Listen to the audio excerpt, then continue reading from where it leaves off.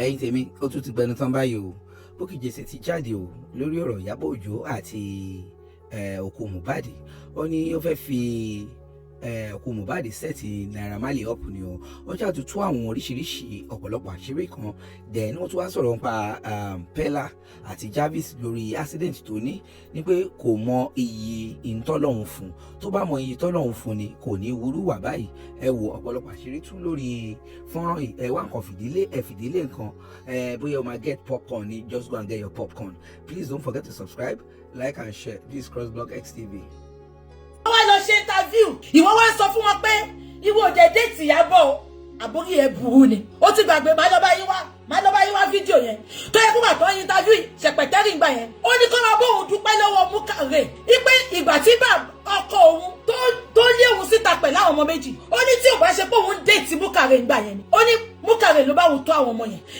Nǹkan tó ṣe make sure pé Múkàrè wá sí wedding yẹn nìyẹn. Even now Múkàrè gan sọ gba wedding now. Ó lóun lòun tọ́jú àwọn ọmọ yẹn dàgbà. Múkàrè òun Ìyábọ̀ lẹ́yìn tí Mr. Òjó fi Ìyábọ̀ sílẹ̀. Múkàrè ló dé tì náà. Sórí yín máa ń burú ni Múkàrè lásùnrè ìyá rẹ̀ dàbí ọkùnrin báyìí. Mọ́fìrè. Wọ́n ẹ jẹ́ kọ́ ma ṣẹ́rí you will see me pé kò sí bó ṣe lè bú mi tó. I don't lock my comment section.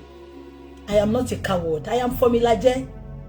I'm not coward. I will leave you to enjoy your space. I block.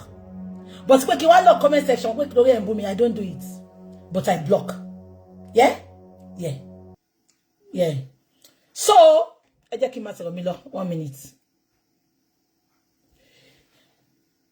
Ṣé nǹkan tí mo sọ yẹn? Ibẹ̀ kọ́ ni mò ń lọ lọ́sàn-án yìí. Ìyábọ̀ Òjó, ẹ̀yin tẹ́ mọ̀, màá sọ̀rọ̀ ẹ̀ lọ́sàn-án yìí. Ìyábọ̀ yìí vulgar, and I will continue to tell you all. Mo wà allergic Centonica. Gan. Mo bá sọ fún gbogbo èèyàn. Mo ní ṣẹ́rí bí ṣe rí.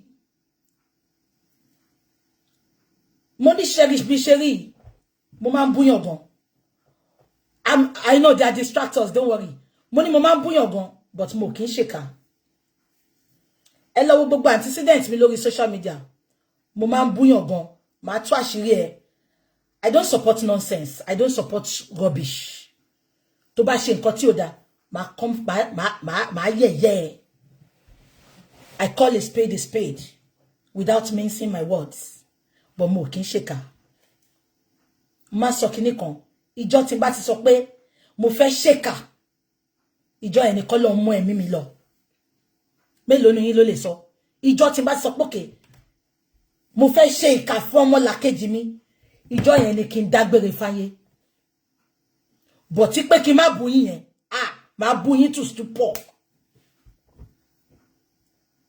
Ẹ jẹ́ ká sọ̀rọ̀ Ìyábọ̀ Òjó. Mo máa ń follow Ìyábọ̀ gan. No, sorry, mo kì í follow ẹ̀ because mi follow àwọn yẹ̀yẹ́ Britain. Mo máa ń wo Ìyábọ̀. When she jumped on social media, justice for Mohbad, we thought she meant well. But unfortunately, ó fẹ́ wá fi Mohbad bá Naira Marley jà ni, which was very obvious to every Nigerian. Àfàwọn daft cons, àwọn bingos and daft supporters of Shekpeteri. Am I communicating? Everybody saw it. Ipe Naira Marley's hand ó mọ́ nínú ikú Mohbad. But just because only personal vendetta for Naira Marley. Now, that is not the bone of contention this evening. Ó wá síta, only cancel Naira Marley. Ó lo page ńgbà yẹn Gist Lover. Only cancel Naira Marley. Ẹ jẹ́ ká lọ protest. Naira Marley needs to be cancelled. Cancel Naira Marley. Am I communicating? Everybody came out. They castigated Naira Marley. I did as well. But along the line, I said, come on now. Some things are not aligning. Mo ní àwọn nǹkan kò jọra wọn lórí justice for Mohbad tí Ìyábọ̀ ń preach fún wa. I started using my brain. Mo bẹ̀rẹ̀ sí sọ pé, no. Eba yín support Naira Marley pé cancel Naira Marley. Ẹ fún mi evidence pé Naira Marley ṣẹ̀. That is not the bone of contention. Ibi tí mo lọ kọ́ nìyẹn o. Mo yin lọ síbi tó jìn, ọ̀nà ló pọ̀. Ìyábọ̀ ṣe gbogbo nǹkan tó máa ṣe yẹn. Àṣírí ẹ̀ tú very dark man. Àṣé Ìyábọ̀ Òjó ní plan. Àṣé ó fẹ́ gbé ọkọ ọmọ ẹ̀ Mbankala. Ó fẹ́ gbé wọlé ni.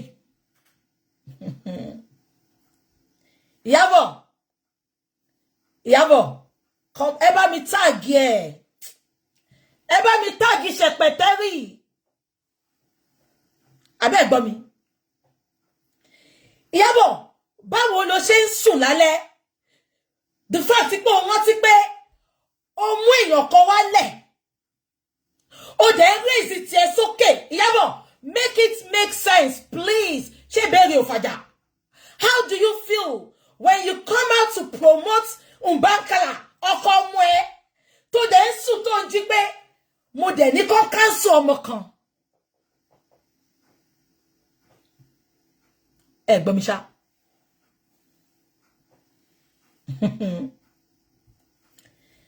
Sister Valerie, where have you been? I beg, thank you, Jare. Bingos. Only come to Naija. Timba wa Naija. Kò sí nǹkan tí bàbá ńlá kù yálà ìyá yín lè fi mí ṣe. Lágbára Ọlọ́run k'Ọlọ́run má lókù ló ń sọ̀rọ̀. I will be coming to Nigeria next year. Ẹ̀yin báwo ṣe yá wèrè ni? Ìyábọ̀ gan apọmọlẹ́kún jayé. Wọ́n ní Èkó dùn kó máa bọ̀. Ó délé náà ṣe nǹkan kan fún ni. Kí wá lè mi? Ẹ ní kúre. I will come to Naija. Kò dẹ̀ sí nǹkan tẹ́ máa ṣe. Èmi tí mo sọ bẹ́ẹ̀ ni. Àbí kò ṣe ẹ̀yin elébi. Tí bá ti ju egungun sí yín sìn. You be singing my praise into me. Ìyábọ̀ will sue me. Let me now tell you why Ìyábọ̀ cannot sue me. Ẹ ní kúre sẹ́.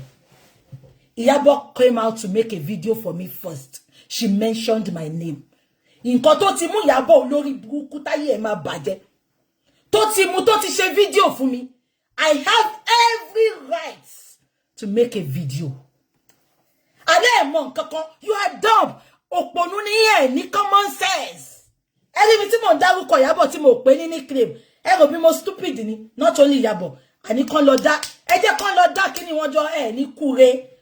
Ikú ló máa pa yín ṣe gbogbo yín èmi tí mo sọ bẹ́ẹ̀ ni. Máa wá sí Naija kò sí nǹkan tẹ́ máa ṣe. Come to Nigeria. Àbáyé yín fẹ́ bàjẹ́ ni. Àbáyé yín fẹ́ bàjẹ́ ni. Ẹ sọ fún British passport holder kó come to Nigeria. Come on now. Come on now. Gbà tí o ṣe pàdé Naija máa fi wọ Naija. Come on now. Honorable is waiting for you. Ẹ̀yin olórí burúkú. Ṣé o bí gbogbo ẹni máa gbé wá sórí social media? Ẹ rò bí mi ẹ gbogbo a ṣe yín bá kan. Elégùṣì ìkàtẹ́gọ́ ni máa kọ́kọ́ lọ. Ẹ rí mi live. Ẹ jẹ́ ká máa sọ̀rọ̀. They want to distract me. I am not gonna TikTok. I'm not looking. You can comment. I'm not looking. Ṣé gbọ́.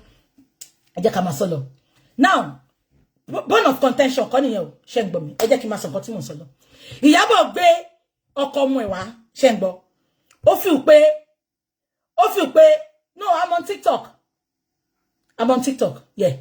Ìyábọ̀ gbé ọkọ ọmọ ẹ̀ wá. Ó feel pé ó lè bá wọn Nigerian musicians, ó lè bá wọn compete. Ẹ bá mi tag ọkọ ọmọ Ìyábọ̀. Ẹ jọ̀ọ́, to start with. Ṣé ń gbọ́ mi? To start with, wọ́n lọ gbé ẹni tá gbé díẹ̀ wá. Ó wá ṣe àwa mú Yorùbá yẹn á kọ sínú orin èdè ìlú ẹ̀. Èyí òyìnbó kò gbọ́. Èyí èdè ìlú ẹ̀ gan kò sọ́kúná. Ó wá ṣẹnu bí ẹni tó ń súfèé. Ibẹ̀ kọ́ là ń lọ. Ó kọrin tó fi ṣèyàwó. Ó sọ̀rọ̀ ẹ̀dọ́ lórin pàjáwìrì. Bá wá rí Portable tó ń ṣe concert.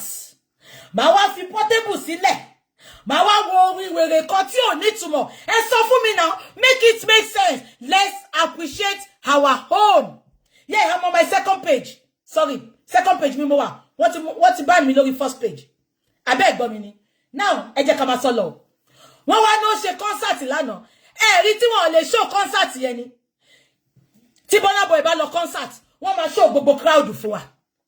tí Davido bá ṣe concert wọ́n máa show crowd fún wa ẹ rí pé wọ́n lè show crowd fún wa ni nobody turned up flop concert no ẹ sọ fún mi ìgbà tó Lámídé gan wá ṣe concert in London títí di 1 week àwọn tó lọ concert yẹn wọ́n show gbogbo bí tó wà wọ́n show concert wọ́n lè show ẹ wọ́n lulẹ̀ wọ́n lulẹ̀ ní wọ́n lè show wọ́n lọ show Ìdàbàsì wọ́n lọ show àwọn wèrè kan tó jókòó wọ́n lè show wọ́n máa lulẹ̀ ní no you cannot compare it is incomparable ẹni tó mọ ikọ̀ kékeré jù Nàìjíríà habit bọ̀bọ̀ yẹn hands down they had a failed concert ẹ má gbàgbé pé Òdùmọ̀dù kọrin l'Àbújá bọ̀bọ̀ kan náà kọrin ní Port Harcourt failed one ìgbà tó bá wá parí ẹ̀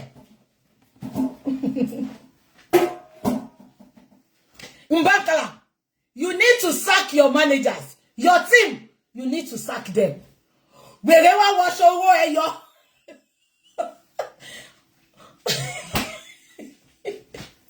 oh mo ti lọ wá okùn tó máa fi hang mi látàárọ̀ mi rí kí n practice nǹkan tó ṣẹlẹ̀ fún yín.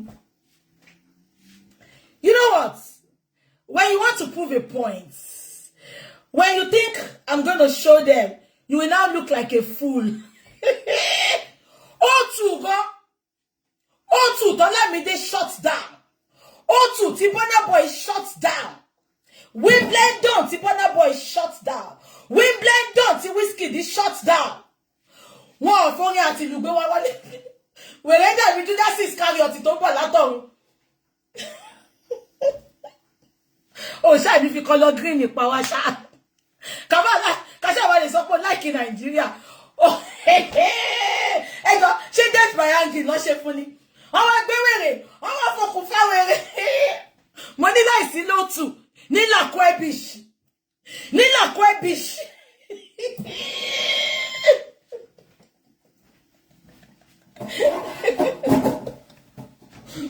Oh, hangi ọwọ́ kan sókè báyìí. Omo kan sókè báyìí. Ẹ ti rí fídíò yẹn.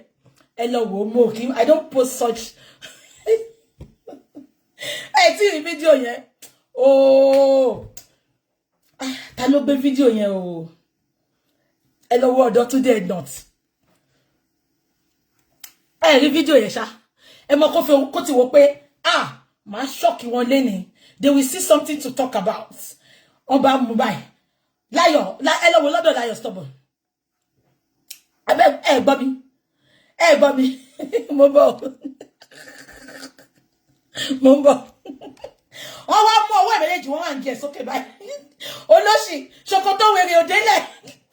Wọ́n bá ẹ̀pọ̀n náà bá hàngì sínú okùn yẹn. Ṣòkòtò yẹn bá fò sókè báyìí. Wèrè bá fẹ́ wọ bàtà, ó fẹ́ kọ́pì bàtà Burna Boy, ẹ̀pọ̀ bàtà ẹ̀ náà. Wọ́n tún ṣe títí, wọ́n tún tàkì owó ẹyọ máa ṣọ́ mi rí style yẹn rí. On a good day. The guy, tó bá múra normally, casually, he looks better than what they put him on yesterday in his concert.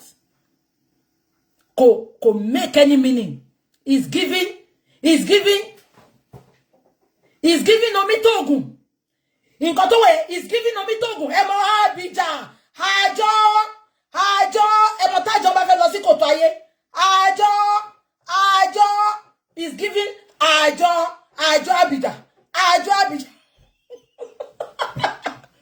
Mbakala, you need to sack every of your team. Gbọ́ mi ṣá. Ẹ wo bó ṣe rí. Wọ́n wá ṣe green white green. Ìyábọ̀ ṣe wọ̀ nìyẹn. Ìyábọ̀. Ọ̀rọ̀ náà dùn Ìyábọ̀. Ó ti wá lo fake profile bí. Ìyábọ̀ ṣe wọ̀ nìyẹn. Ìyábọ̀. Nǹkan táwa bá rí la máa sọ. Abẹ́rí. Kí lẹ mọ̀ tó fẹ́ ṣe lánàá yẹn. We will give them something to talk about again. Nǹkan tẹ́nì kò ṣe rí ló fẹ́ ṣe lánàá yẹn. Ojú ẹ̀ wá rí nǹkan téèyàn kò rí rí. Àní Burna Boy shut down Wimbledon. Wọ́n ò gbé wọlé látọ̀run. olórí burúkú ìyẹn ló lọ shut down Tanzania wọ́n mú Tanzania ló shut down ní December gbogbo àwọn ọmọ wa tó wà labroad gbogbo àwọn ọmọ wa pátá lọ travel lọ sí Nàìjíríà padà àwọn olórí wa tó wà ní gbogbo diaspora gbogbo wọn ló lọ sí Nàìjíríà láti lọ ṣe dirty December Mbaka la wá fi Tanzania lẹ̀ ó wá give Abidjan he's giving Abidjan ó wá sí Nàìjíríà ní Lakwe Beach mélòó gan ni beach yẹn tó fi ojú ọ̀run gbé wọlé no ẹ sọ fún mi mélòó ni Lakwe Beach tó ti ṣe ẹ fẹ́ gbọ́. Let me shock you now. You see that dirty December? It is overhyped. It is overrated. Nothing is in that dirty December than you'll be stuck in hold up for hours. Nothing. They sell you fake drink. Nothing. It is overrated. And let me tell you, from next year, the dirty December, it will be going down the drain. Going down the drain. The concert could trend the Ewa went te fe gbe wa tan. Ewa no, kò ṣe lọ ṣe gbogbo yon padà sílé wọn lọ ṣe dirty December ni. Gbogbo olórin wa wọ́n lọ sí Nigeria. Kí ló dé tí Mbakala ò ṣe lọ kọrin kó lè pull stunt yẹn ni. Ṣèpẹtẹrí àtọmọ ẹ̀ ló ń fún ní ego. Gbogbo nǹkan tó ń ṣe tó ń jọ ẹ̀yin non-entities lójú. Kò lè ṣe nílùú ẹ̀ wọ́n mọ̀. No, kò ṣe lọ àtijọ́ tó ti ń kọrin, kò ṣe lọ show gbogbo stunt Abidjan, kò lọ show ẹ̀ nílùú ẹ̀, kò lè ṣe because wọ́n ti rí pé ẹ̀yin bingos, you are daft cons. You don't celebrate your own. You don't.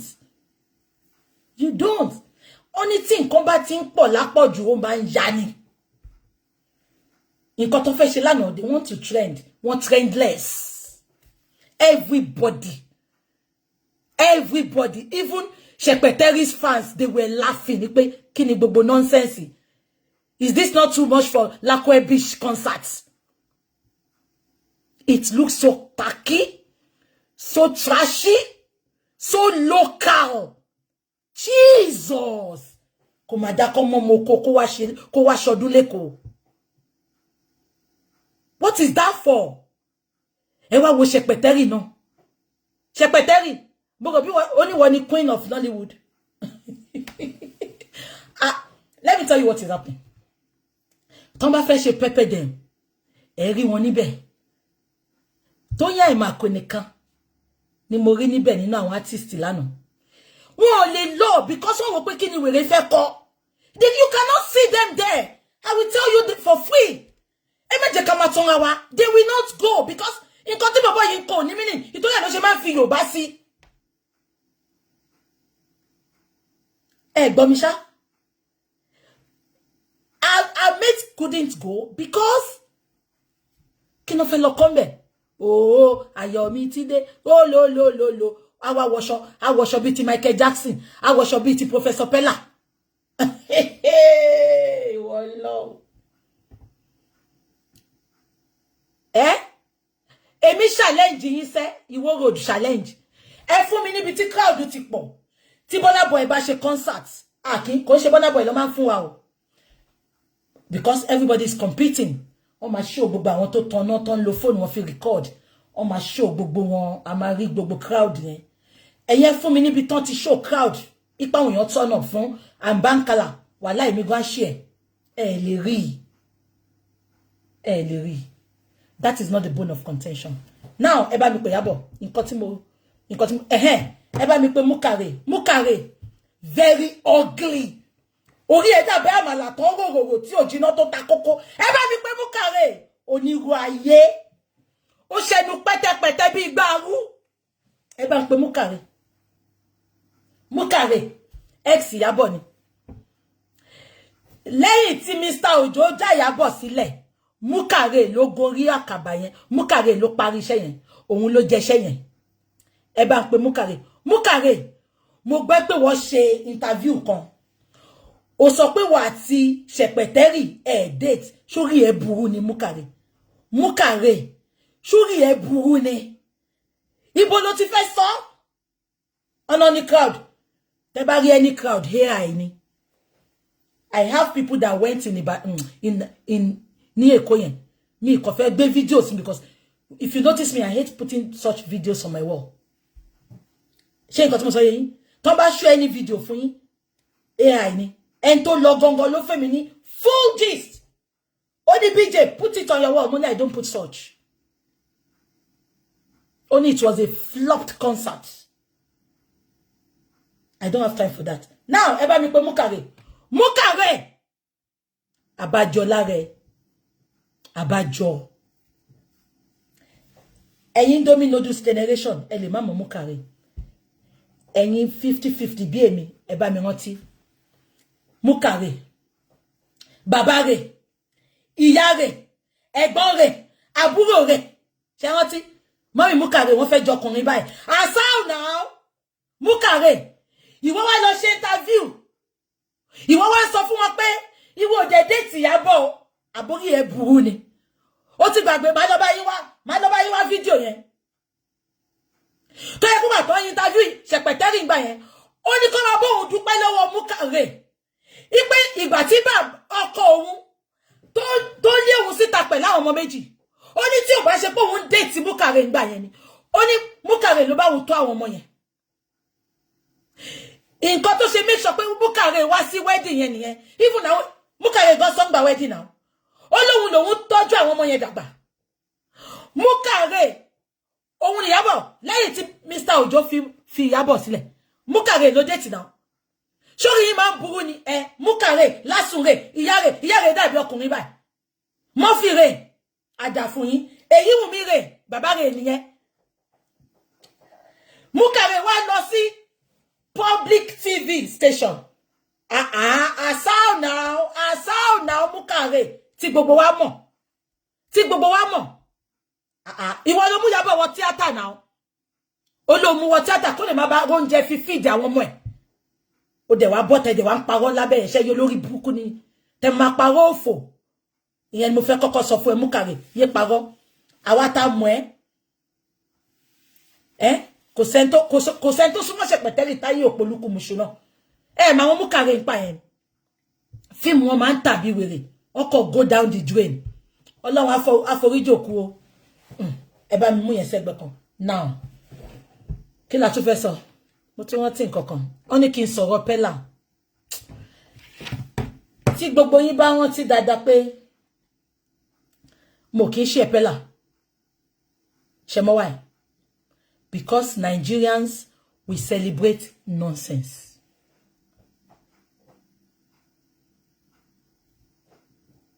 Ṣé ń gbọ́ mi ṣá? Ìgbà tí mo rí fídíò Pella yẹn, I was disgusted to my bone marrow. I was upset. Ṣé mo wá? Mo wá ráwọn èèyàn tó ń kọ pé ìyá ọmọdé yìí dà. Ìyá Pella ò lè sọ̀rọ̀. Pella ló ń bọ́ family. But ẹ má jẹ́ ká máa sọ pé torí àwa là ń bọ́ family. Kí ẹnu bàbá àti ìyá wa kó má kà wá. Ẹ gbọ́ mi ṣá. The same thing tí Mohbad ṣe. Ìtorí Mohbad ló ń bọ́ ẹbí ẹ̀, ló ń bọ́ ìyá ẹ̀, ló ń bọ́ bàbá ẹ̀. Òun ló ṣe ní kí bàbá ẹ̀ wá ṣe introduction. Tí bàbá ẹ̀ débẹ̀, tó sọ di engagement. Tí Àṣànà wá wọ agbádá àti fìlà tó ti yẹ̀, tó délé bàbá yẹn lára. Bàbá yẹn ò lè sọ no. Àṣànà tó ṣe nǹkan tó ṣe yẹn, ó mọ̀ pé òun máa lò lọ́jọ́ tèní. Just because Mohbad ló ń bọ́ ẹbí ẹ̀. Ẹ gbọ́ mi ṣá. Bàbá Mohbad sọ pé òun ti fi ìyá Mohbad sílẹ̀. But Mohbad ìgbà tó fẹ́ fún bàbá ẹ̀ tó fẹ́ ra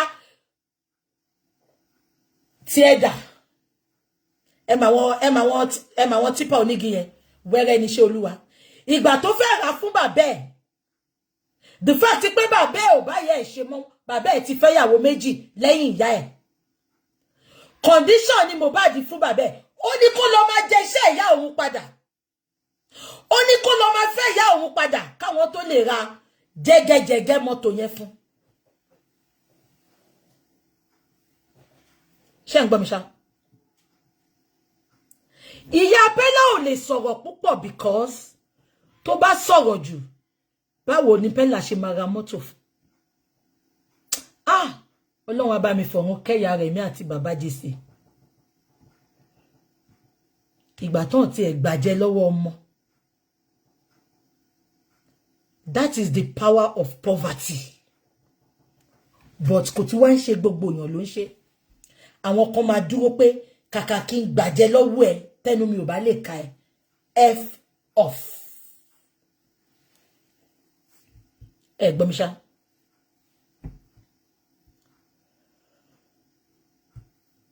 Ọmọbìnrin yẹn, girlfriend Pella yẹn, wọ́n ní mi fẹ́ sọ̀rọ̀ pa relationship wọn because it is irritating. The girl had done well for herself. Bishegbo, I think she's a graduate. And she's older than Pella. She's wiser than Pella. She's more intelligent than Pella. Kakaki Pella pursue career. Ó jókòó sórí TikTok. Ọlọ́run gbà fún Pella. Pella dẹ̀ ń sọ fọ́lọ́run pé Ọlọ́run ò mọ̀ ṣe.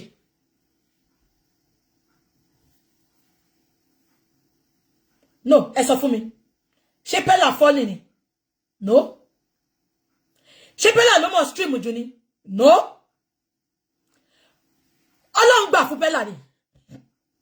Nǹkan tí Pella ń ṣe lórí TikTok yẹn. A ní over 1 million people tó ń ṣe lórí TikTok tọ́lọ́run ò tí fi wọ́n wọ̀n. Tọ́lọ́run ò fàyè gbà wọ́n. Ọlọ́run wá fàyè gbà Pella. Pella wá sọ pé torí girl yẹn sọ pé òun ò ṣe mọ́. Ó wá ń wa mọ́tò. Ó fẹ́ lọ para ẹ̀. Ó wá fi mọ́tò yẹn l'accident. Ṣé kí n sọ nǹkan kan fún yín lẹ́ni? Tí Pella bá ṣiṣẹ́ owó yẹn ni. Tó bá yẹ pé Pella ló mú just £1 tó fi ra mọ́tò yẹn. Pella ò ní sọ pé òun fẹ́ lọ làmọ́ ibi tó làmọ́ yẹn náà. Ẹ gbàgbé ẹ̀. Because Pella ò ṣiṣẹ́ owó. Àwọn tó ń gift ẹ̀ kò mọ bó ṣe rí. Tí Pella bá ṣiṣẹ́ owó, mọ́tò tó rà within 2 days, ó dẹ̀ wá intentionally. Kò ṣe pé dìdí ẹ̀, kò ṣe pé fún mọ́ ẹ, ó wá intentionally, ó dẹ̀ lọ la orí ẹ̀ mọ́gi. Pella, sórí jọ́ tó ṣiṣẹ́ kíní yẹn, a lot of people ti padà lẹ́yìn.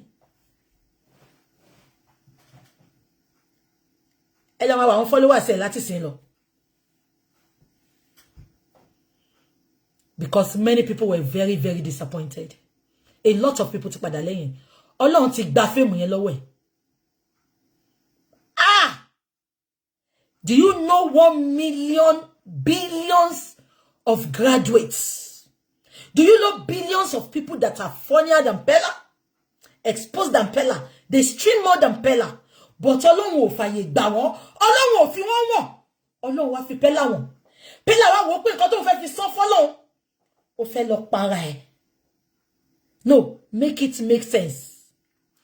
No, ẹ bá mi pe Pella súnmọ́ bí. Pella, lọ wo gbogbo àwọn ọkùnrin tó ṣe rere lẹ́ni. Wọn ò gbóbìnrin sáyà. Wọn ò fóbìnrin ṣe number 1. Gbogbo àwọn celebrity tá ṣẹ̀ṣẹ̀ rí ìyàwó wọn lẹ́ni. Social media ló jẹ́ ká máa rí ìyàwó wọn. Ìgbà tí ò sí social media, a mọ ìyàwó wọn.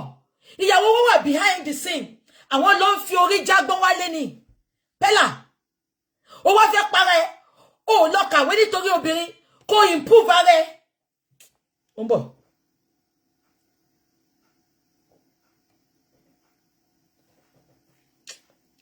Ó ń bọ̀, ẹ ṣáàjú ó ń bọ̀.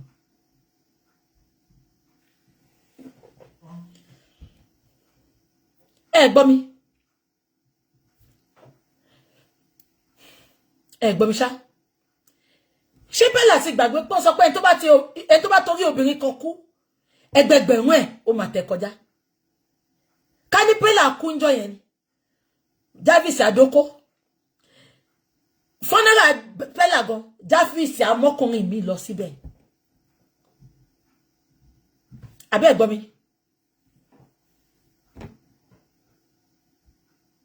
Ẹ gbọ́ mi ṣá.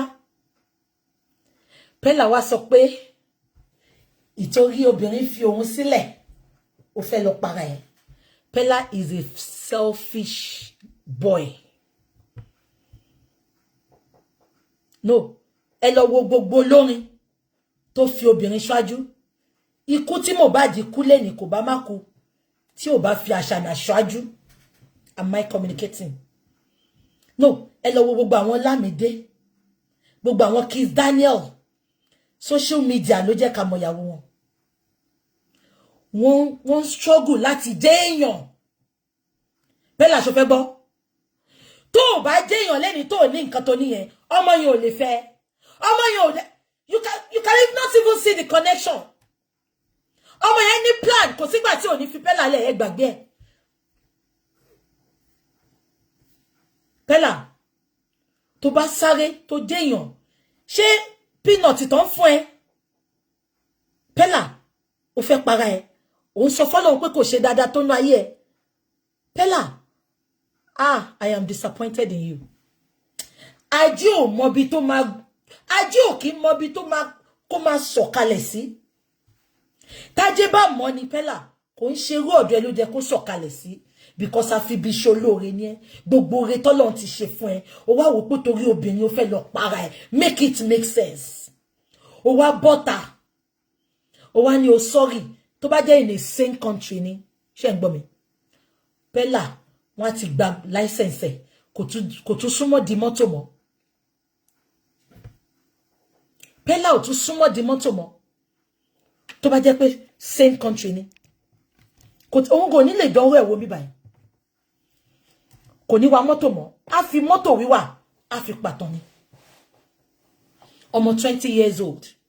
Bella, ṣé o mọ̀ pé tó bá tán fún ẹ lẹ́ni tí ò ní tán fún ẹ lágbára Ọlọ́run. Ọmọ yìí ò ní sọ pé òun mọ̀ ẹ rí.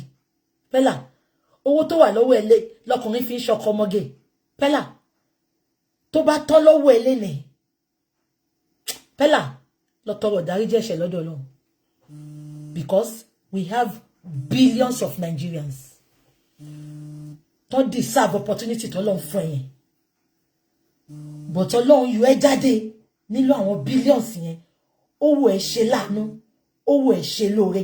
Ó wá wò pé nǹkan tó fẹ́ fi san fọ́lọ́run ni pé kó lọ para ẹ̀.